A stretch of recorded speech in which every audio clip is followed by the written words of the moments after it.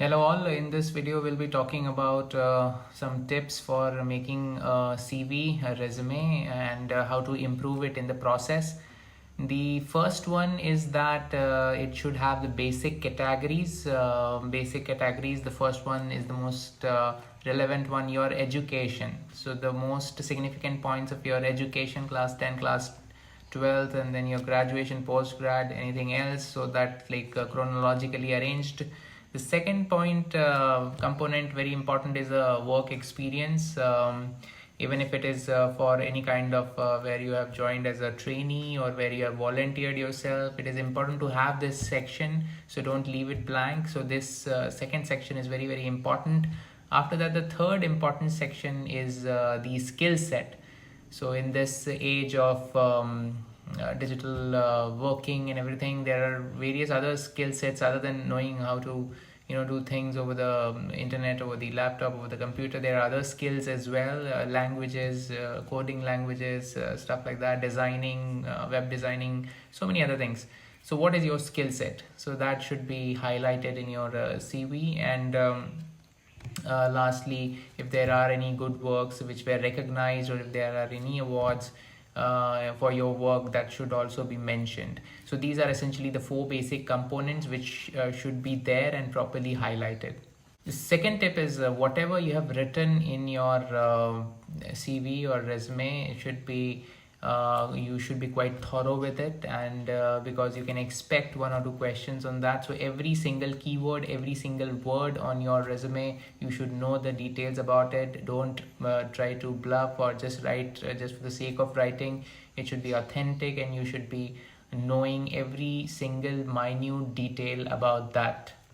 Tip number 3 is that we need to prioritize certain things. Of course, you must have done a lot of things. There must be various achievements or awards or rewards, stuff like that. So there's sometimes too much to write on a CV, but the one of the important thing is to only have the relevant things. So you have to prioritize whatever you have done, your achievement, etc., your participations, etc., and where it is relevant, you have to put that. So the essence of this point is that for certain job profiles, it may require a certain skill set or a certain kind of a inclination. So you can choose from your whatever you have achieved or whatever you have done. You can filter it out, and for the relevant that particular job profile or interview, you can go with this mode. So you need to shortlist.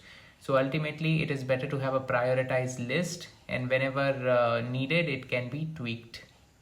So this tip number 4 is very related to the last one, where I said we need to prioritize and tweak accordingly. Suppose you are going for a more technical sort of interview where your graduation and the subjects are more important. So whatever you have done related to that, suppose it's a publishing of a paper, working on a certain project, that should be highlighted in your CV. If you're going for a generic kind of a job profile, then your communication skills, your extracurriculars, your team management, other skills, soft skills should be highlighted.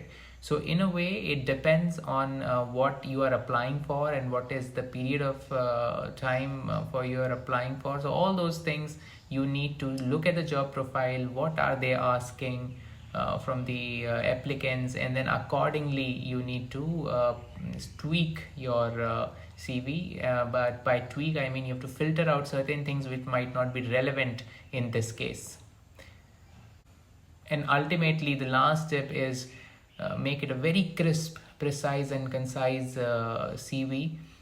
Because if you have a 3-pager or a 4-pager, nobody's gonna read it. I think the best one is if you can sum everything which is relevant in one page, and I'm sure the important things can be summed up in one page.